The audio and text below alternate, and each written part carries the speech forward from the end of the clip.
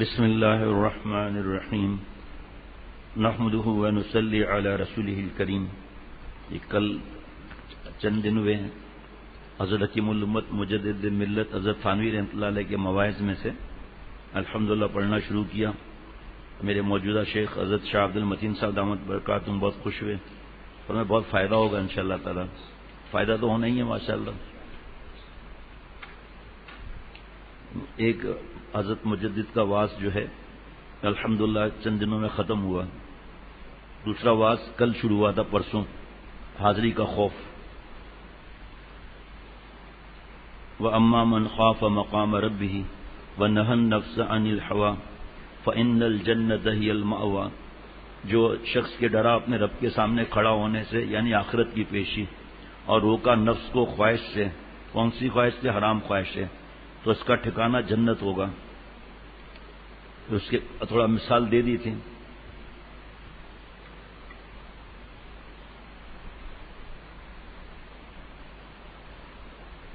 فرمایا کہ کوئی چاہے کہ میں باغ لگاؤں اور اس کے لیے وہ انتظام نہ کرے تو باغ کا پھل اس کو مل جائے گا؟ نہیں ملے گا.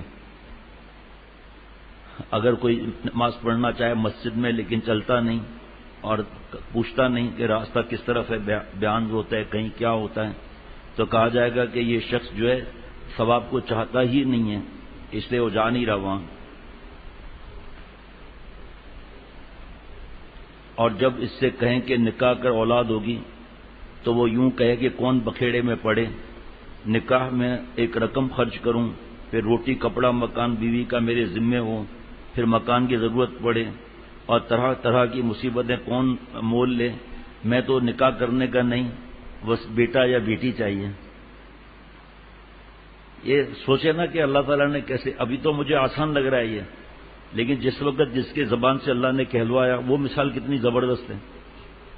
اس پر کس پر سمجھا رہے ہیں کہ خوف ہو اللہ کی پیشی یاد کر کے اور میں گناہ بھی چھوڑ دوں اور جنت بھی مل جائے. تو اس کا طریقہ کیا ہے؟ یہ جو گناہ چھوڑ دوں، کیا عجیب بات ہے. آگے آئے گی انشاءاللہ تعالی. کیا عجیب بات ہے کہ مجھے جنت مل جائے، اس کے لیے گناہ چھوڑنا ہے. ترتیب ذرا پیچھے سے چلیں گے. جنت فإن الجنت ہی المأویٰ، جنت چاہیے. وہ کیسے ملے گی؟ حرام خواہشات کو روکا. وہ کیسے روکے گا؟ اللہ کا خوف، اتقوا اللہ. وہ کیسے ملے گا؟ کونوا مع الصادقین. اولاد بھی چاہیے اور کہہ رہا ہے شادی نہیں کرنی، نکاح نہیں کرنا، اور کون بکھیڑا کرے. اچھا جی، تو ایسا لڑکا پھر احمق ہے، کیونکہ اللہ میاں نے تو اس خاص کام کو اولاد کے ذریعے رکھا ہے. جو اس کو اختیار کرے گا اولاد ہوگی. اور جیسے کوئی چاہے کہ پیٹ بھر جاوے اور اس سے کہیں کہ کھانا کھاؤ، لقمہ چباؤ، نگلو، پیٹ بھر جائے گا، تو یوں کہتا ہے کہ میں تو یہ نہیں کر سکتا. کہ ایسا شخص پھر احمق ہے یا نہیں کہ کھانا کھاؤں پھر چباؤں پھر آگے چلا جائے؟ یہ کیسے ہو سکتا ہے؟ اور پیٹ بھی بھر جائے؟ نہیں ہو سکتا یہ. سبحان اللہ. اب تعجب یہ ہے کہ یہ قاعدہ دنیا کے کاموں میں تو ہر ایک کو سمجھ میں آتا ہے، چاہے جاہل ہو، چاہے بڑا ہو، چاہے چھوٹا ہو، چاہے واقف کار ہو. سب کے نزدیک مانا ہوا ہے کہ جس چیز کا حاصل کرنا منظور ہو تو اس کے ذریعوں کا بھی پہنچانا ضروری ہے. مگر جب دین کا معاملہ ہوتا ہے تو بڑے بڑے تصویر والے، بڑے بڑے بیان والے، بڑے بڑے نمازی، بڑے بڑے سمجھدار لوگ بیوقوف بن جاتے ہیں. وہاں مقصود کی زبانی طلب کو طلب کہنے لگتے ہیں. میں اللہ سے بہت محبت کرتا ہوں. ابھی تو جمعے میں ظاہری بات ہے میں سامنے بیٹھا ہوں نا، سیدھی سی بات ہے، ادھر دیکھ رہا ہوں ادھر دیکھ رہا ہوں. لوگوں کے آنکھوں سے مال چاہیے ہوتا ہے. تو جیسے ہی آج یہ اس پر بیان ہوا کہ جی قربانی کتنا خرچہ کرتے ہیں، اور لیکن قربانی اصل جو ہے اللہ کو خوش کرنے کے لیے گناہوں کی قربانی، یہ تو اس پر واجب ہے جو صاحب نصاب ہو. اور یہ قربانی سب پر ہے، گناہ چھوڑنا. تو عید کے دن یا عید کی رات گناہ کرتے ہیں، ایک دوسرے کو دیکھ رہے تھے دو چار لوگ. بات ہمارے بھی دل کو لگتی ہے نا. کتنا بھی غم کا پہاڑ ٹوٹ جائے، کتنا بھی غم کا پہاڑ ٹوٹ جائے، لیکن ان اللہ مع الصابرین کو ذہن میں رکھنا ہے، عقل نہیں لگانا. ایک صاحب جو ہے وہ اس بات پر دین سے پھر گئے. آپ حیران ہوں گے، آپ کے پاس بھی جواب نہیں ہے، میرے پاس بھی نہیں ہے، بڑے بڑے بزرگوں کے پاس جواب نہیں ملے گا اس کا. حالانکہ جو جواب ہے وہ ایک ہی، سب ایک ہی جواب دیں گے. اللہ کی رضا، اللہ کی مصلحت ہیں، سب یہی سمجھائیں گے. لیکن ایسا کیوں ہوا، اس کا جواب بہت سی چیزوں کا کوئی نہیں دے سکتا. وہ اس بات پر پھر گیا، اس کا دل، محمد شفیع کچھ کام بھی آپ کے ذمہ ہے بھائی، اس بات پر اس کا ذہن پھر گیا کہ مظلوم جو دنیا میں ہوتے ہیں وہ ان پر کیوں ظلم ہوتا ہے. اب اس کو جو اللہ والے سمجھائیں گے تو یہی سمجھائیں گے نا کہ بھئی اللہ کی حکمتیں ہم نہیں سمجھ سکتے، اور یہی ان کو سمجھائیں گے نا کہ انبیاء علیہ الصلوۃ والسلام پہ تکلیفیں آئیں. آپ صلی اللہ تعالی علیہ وسلم نے جیسے ہی نبوت کا دعویٰ فرمایا، جب نبوت کا اعلان فرمایا، دعویٰ کیا، جب نبوت کا اعلان فرمایا تو 2 بیٹیوں کو طلاق دی نا ابو جہل کے بیٹوں نے باپ کے کہنے پر. یہ کتنا بڑا غم ہے. حضرت ابراہیم علیہ السلام کو آگ میں ڈالا، ٹھنڈی تو بعد میں ہوئی نا. بھائی غور کریں ذرا، جس وقت نمرود حضرت ابراہیم علیہ السلام کو آگ میں ڈال رہا ہے اس وقت کیا حالت ہوگی. باپ نے بیٹے پر چھری چلا دی. یہ تو نہیں پتا تھا کہ مینڈا آئے گا. باپ کا حال کیا تھا، بیٹے کا حال کیا تھا. آپ نے بیان سنا پچھلے جمعے کو اور 2-3 دن پہلے سنا تھا کہ کس طرح میرے بابا میرے ہاتھ باندھ دیجئے، بابا چھری کو تیز کر دیجئے، بابا کپڑے پر آپ کے چھینٹے نہ لگے خون کے، بابا مجھے دیکھ کر آپ کو پیار آ رہا ہے، آپ کو مجھے دیکھ کر پیار ہے، مجھے اوندھا لٹا دیجئے. یہ پڑھنا آسان ہے نا. اللہ کتنے پیارے ہیں کہ 86 برس کی عمر تھی حضرت ابراہیم علیہ السلام کی جب اللہ نے بیٹا عطا فرمایا. اس وقت یہ نہیں پتا تھا کہ ایک بیٹا اور آنے والا ہے، حضرت اسحاق علیہ السلام. ایک ہی بیٹا جس کو لاڈلا بیٹا کہتے ہیں، اکلتا بیٹا کہتے ہیں. اب یہ اہل علم سمجھائیں گے. کوئی پوچھے کیوں، توبہ توبہ توبہ، اس کا کیا جواب ہوگا کیوں. احد کے میدان میں کیوں 70 شہید ہوئے. اب یہ پھر یہ ایک شخص اللہ سے دور اس بات پر ہوا کہ یہ بھاری لوگ ہوتے ہیں، اس پر ظلم کیا جاتا ہے، زنجیروں میں باندھا جاتا ہے، عزتیں لوٹ لیتے ہیں. میں جس زمانے میں اسلام اخبار پڑھتا تھا برسوں پہلے، تو اسلام اخبار بھی اس وجہ سے ویسے نہیں پڑھتا تھا، اسلام بھی اس اخبار سے، اس میں کوئی تصویر نہیں ہے، لیکن پھر پیٹ خراب رہنے لگا اور جوش اٹھنے لگا کہ میں جواب دوں. اس کی طرف سے جواب پڑھا نا، الزام پڑھا، جواب پڑھا، تو اس میں پھر حالت ہو جاتی تھی. بہرحال وہ ابھی اس وقت بات کرنے کا موقع نہیں. تو میں اب تک مجھے یاد ہے کہ وابڈا کا کوئی انجینئر تھا، تو اس علاقے کے زمیندار نے اس کو جو ہے وہ یہ جو گھٹنے ہوتے ہیں نا ہاتھ جس سے بچے کرولنگ کرتے ہیں نا، اس طرح کا اس طرح کرو، ساتھ میں گنے لیے ہوئے کھڑے، کہ آپ کتے کی طرح بھونکو، اور بیچارے کو لاتے ماری اس لیے کہ رشوت نہیں لیتا. یہ میں نے خود پڑھا ہے واقعہ اخبار کا، اور یہ کوئی نئی بات تو ہے نہیں. پھر ایک واقعہ پڑھا، بڑی طبیعت خراب رہتی تھی کہ خاتون کو بے عزت کر کے بہت برے طریقے سے بازار میں گھموایا گیا. آپ کو میں جیسے افغانستان کی بہت سی باتیں مجھے پتہ ہیں، اب میں بیان میں تو کرنے سے رہا، لیکن دماغ پکتا ہے کہ کس طرح ہیلی کاپٹر میں اٹھایا، پھر وہاں سے کیا پھینکا، اس کے بعد پھر کیا پھینکا. اب جس کا ذہن آسمان پر جائے گا، یتفکرون فی خلق السماوات والارض، زمین آسمان پر غور کرتے ہیں، اللہ کے احکامات میں غور نہیں کرتے. 2 ایسے ہی چل رہے ہیں، آخری جو ہے نا پنکھے. تو وہ اس بات پر جو ہے وہ ان کا ذہن بگڑ گیا اس بات پر کہ جی ایسا کیوں ہوتا ہے. برما کا آپ دیکھ لو، ایک دن میں 100 عورتوں کی عزتیں لوٹی گئی ہیں، اور کشتی میں بھاگ رہے ہیں، فائر مار کے کشتی ختم کر دی. کسی ملک کے بارڈر پر کھڑے ہیں، مسلمان ملک کا بارڈر، آنے نہیں دے رہے آگے. کوسٹ گارڈ فائر کر دے گا اگر یہاں سے آگے ہے تو. نمکین پانی کتنا پیے گا آدمی، وہیں بیچارے تڑپ کے مر گئے، شہید ہو گئے بیچارے. اور بھی ایسے بہت سے واقعات، ایک ساتھ 5 چلے گئے گھر کے افراد. یہ کوئی سمجھا نہیں سکتا اس کو. یہ سمجھائے گا کہ بھائی اللہ کے واسطے چٹنی دماغ کو بنا کر اللہ سے دور نہ ہو جاؤ، اللہ کے فروٹ میں غور کرو، بادام میں غور کرو، زمین آسمان میں غور کرو. تو یہ جنت تو چاہیے، اس کے لیے گناہ چھوڑنا ہے. گناہ کب چھوٹیں گے؟ جب اپنی پیشی یاد کرے گا. وہ پیشی کب ذہن میں کونو معاش صادقین، اتقوا اللہ، اللہ فرما رہے ہیں وکونوا مع الصادقین۔ اچھا جی، فرمایا کہ وہاں مقصود کی زبانی طلب کو طلب کہنے لگتے ہیں اور دل میں اطمینان ہوتا ہے دو چار تقریریں کر کے کہ ہم بڑے مولا کے طالب ہیں، اور اس طلب پر نتیجہ ضرور ہوگا نعوذ باللہ۔ اگر یہ دین کے معاملے میں ٹھیک ہے تو اس کو بھی ماننا چاہیے کہ زبان سے اولاد اولاد کہنے والا بھی بچے کا طالب ہو، اور امید رکھنی چاہیے کہ ایسے شخص کو اولاد ہوگی۔ کیسے ہوگی معلوم نہیں، کس طرح ہوگی، شاید مرد کے بچہ پیدا ہوگا، حالانکہ فرق کوئی وجہ نہیں کہ دنیا میں ذریعوں کو دخل ہو۔ ہر دنیا کا کوئی کام لے لو آپ، چشمہ لگائے ہوئے ذریعہ ہے، یہ کیسے وہ ان کے پاس ٹیکنالوجی ہے جس سے وہ چشمے کا نمبر بتاتے ہیں، تو کیسے وہ اس کے اندر وہ رکھتے ہیں جو جس کا تعلق آنکھ کے نور سے اور آنکھ کی سیٹنگ جو اللہ نے کی ہے اس سے ہے۔ وہ لیزر پتہ نہیں کیا نکلا ہے کچھ برسوں سے، اس پہ جو نمبر ہوتا ہے زیرو ہو جاتا ہے۔ میں ایسے ہی نہیں کہہ رہا ہوں، میرے دوست نے آئی اسپیشلسٹ، وہ ایسا اور کیا بھی ہے، وہ چشمہ ہوتا ہے حافظ ڈاکٹر شفقت کا چشمہ کتنے برسوں سے آپ کہاں ہے؟ یہ کیا ٹیکنالوجی ہے؟ یہ انجینئر صاحب این ای ڈی آپ بتا سکتے ہیں؟ ارکم میاں آپ بتا سکتے ہیں کیا ٹیکنالوجی ہے؟ آپ کہیں گے بھائی جان چھوڑیں، بھائی علاج کراؤ، دھندلا نظر آ رہا ہے ٹیسٹ کراؤ آنکھیں۔ یہ دوسرا فوجی بیٹھا ہوا ہے، سب ایسے ہی ہوتے ہیں آپ لوگوں جیسے کیا ڈیوٹیوں پر کیا سے کرتے ہیں آپ لوگ؟ عجیب آدمی ہے، ٹھاٹ سے سو رہا ہے۔ اصل میں بیویوں سے پٹ کر آتے ہیں، وہ غم یاد آتا ہے، سوچتے ہیں کہ یہاں پر کیا چیزیں لکھی ہیں، میری بیوی ایسی کیوں نہیں ہے، ارے بھائی میں ایسا کیوں نہیں ہوں، یہ سوچنا چاہیے نا۔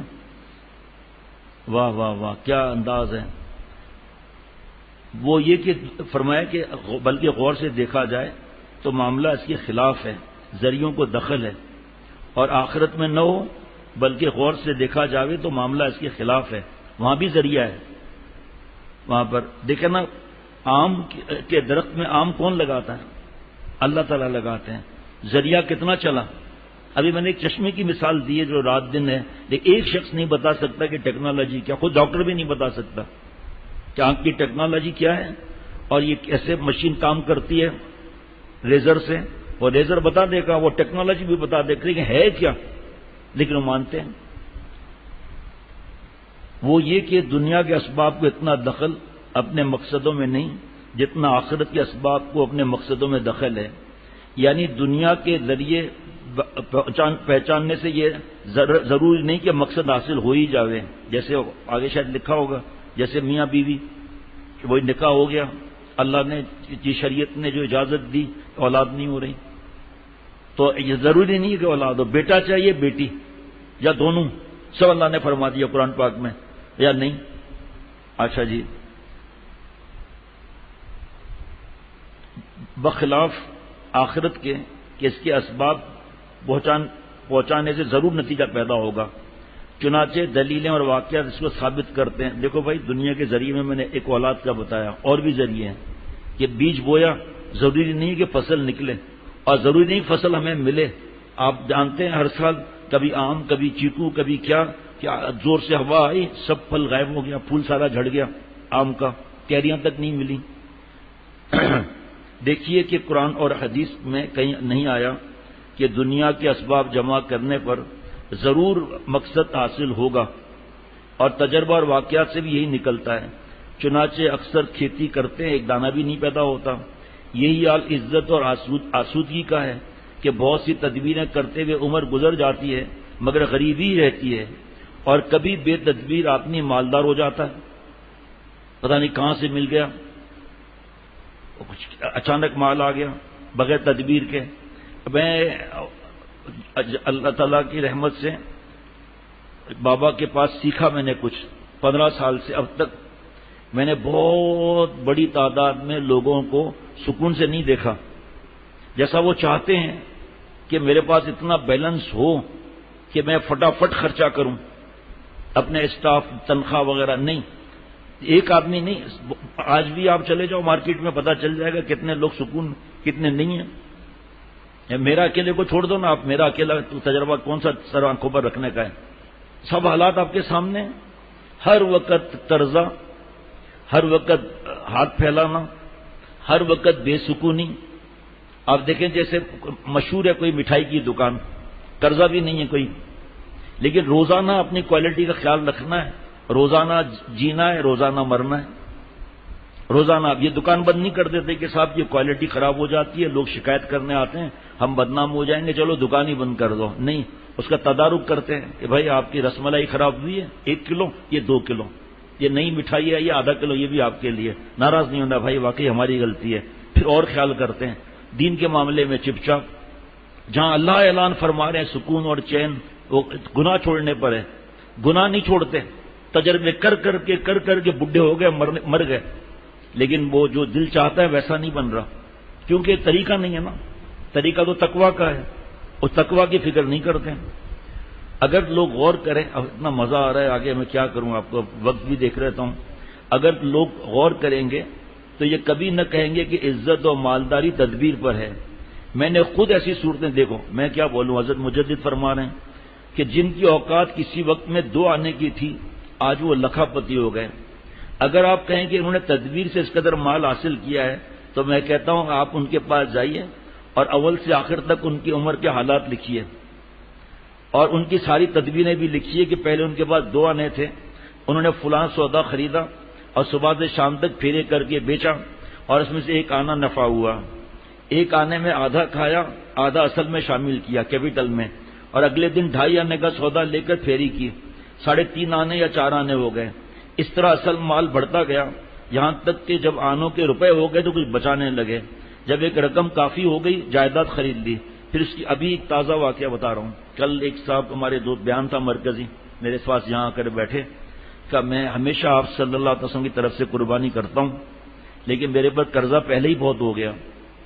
میں نے ان سے کہا تھا کہ بھئی آپ کے اوپر یہ جان فدا کرتا ہے، آپ پلاٹ ابھی مت بیچو، آپ کی جمع پونجی یہی ہے، آپ ریٹائر ہو چکے ہیں. جب یہ قرضہ نہیں ہے، جو خون کا رشتہ ہے، وہ رشتہ بتانے کی ضرورت نہیں.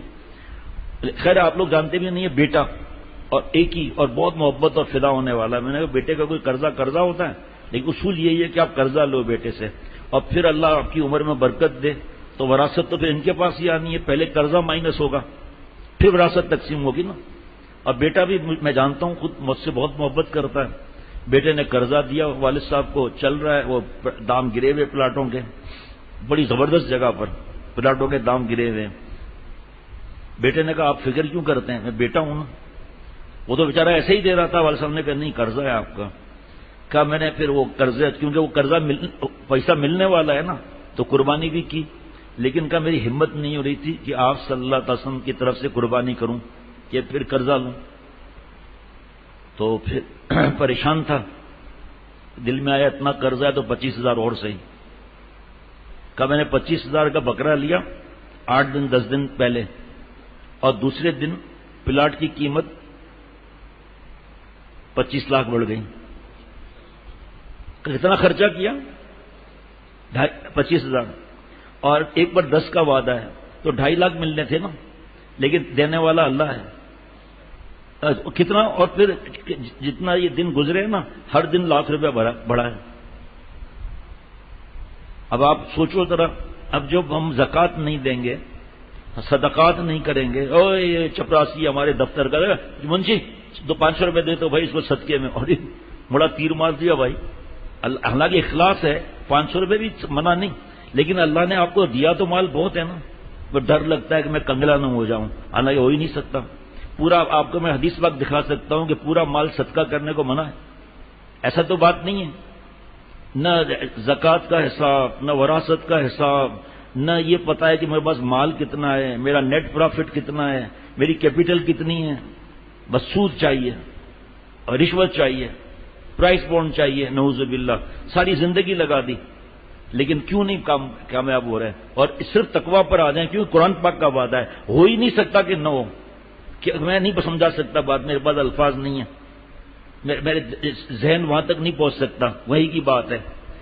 دنیاوی اسباب اختیار کر کے ضروری نہیں ہے کہ ویسا ہی رزلٹ ملے، ٹھیک ہے، لیکن تقویٰ پر جب اللہ نے وعدہ کیا ہے وَمَن يَتَّقِ اللَّهَ يَجْعَل لَّهُ مَخْرَجًا، اللہ مشکلات سے ایگزٹ دیں گے. وَيَرْزُقْهُ مِنْ حَيْثُ لَا يَحْتَسِبُ، وہاں سے رزق دوں گا جہاں سے گمان بھی نہیں ہوگا.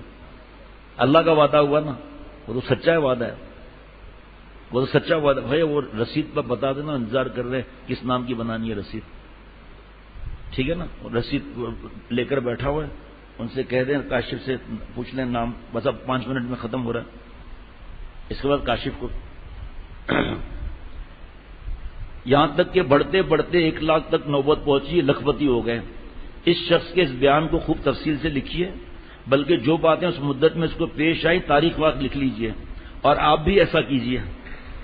آپریشن ہو گیا نا, کہ اس تاریخ وار لکھ لیجئے اس نے اس طرح, اب آپ بھی اپنے پاس لکھ لیجئے اور پھر ایسا ہی کیجئے جیسا اس نے کیا ہے. میں کہتا ہوں کبھی بھی ان تدبیروں سے آپ ان کے برابر نہیں ہو سکتے. اس کی کیا وجہ ہے؟ اس کی وجہ یہ ہے کہ تدبیر سے اس نے حاصل کیا اور تم نے نہیں کر سکتے. وجہ اس کی یہ ہے کہ جب سب کچھ اللہ میاں کے حکم سے ہوتا ہے, بس ثابت ہو گیا کہ دنیا کے اسباب پر ہمیشہ اللہ میاں نتیجہ مرتب نہیں فرماتے. بڑی بڑی کیپٹل لوگ لگاتے ہیں, ختم ہو جاتا ہے. اور میں آپ کو مثال دیتا ہوں, نام نہیں لوں گا. ایک مسالے کی کمپنی ہے, دنیا میں ساری دنیا کے لوگ اس مسالے کو, کمپنی کو جانتے ہیں. وہ فیکٹری بڑھاتا ہے, پھر اس کی پروڈکشن زیادہ ہو جاتی ہے, وہ پھر وہیں ٹھنڈا پڑ جاتا ہے, پھر دوسری فیکٹری. یہ لوگ گارڈن میں میاں بیوی دونوں یہ اپنے ہاتھ سے مسالہ پیک کرتے تھے, خود بناتے تھے اور لئی لگاتے تھے پیکٹ پر, جس کو میں نام بتا دوں آپ کہیں گے ہاں واقعی لئی لگی ہوتی تھی.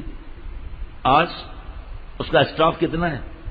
اب جو اس نے اسٹارٹ کیا نا, حضرت مجدد فرما رہے ہیں, اب میں بھی ویسے اسٹارٹ کروں گارڈن میں گھر لے کر, ہو ہی نہیں سکتا. اگر میں مسالے کا کام شروع کروں کہ اللہ مجھے رزق دے گا, کامیابی آئے گی نہ آئے گی اللہ پر ہے. لیکن اگر میں نقل کروں دوسرے مسالے, یہ وہ لوگ ہیں جن کو میں جانتا ہوں, دوسرے مسالے کی کمپنی,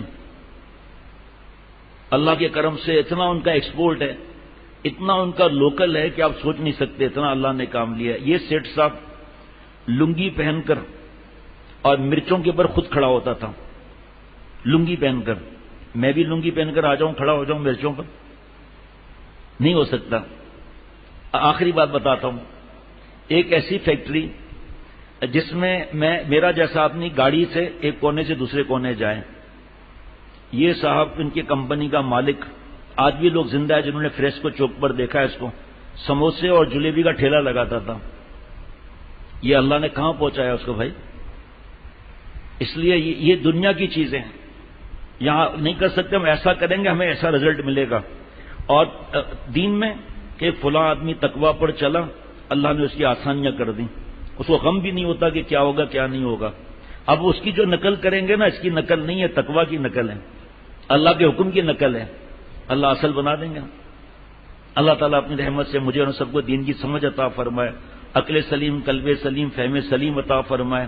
اگر کوئی بیان سنتا ہے کہ صاحب ہم نے تو لوگوں کو دیکھا ہے پریشان حال, اور کبھی وہ مالک نہیں بنے, ہر وقت پریشان, اور وہ کہے کہ بھائی ٹھیک ہے اور اللہ سب مسلمانوں کی پریشانیاں دور کر دیں, ان کے حالات بدل جائیں, اچھی خاصے پیسے جمع ہو جائیں, اچھی خاصی جائیدادیں جمع ہو جائیں, اور وہ کہے کہ دیکھا بڑا بیان کرتے تھے کہ یہ ایسے کو کوئی فائدہ نہیں ہوگا.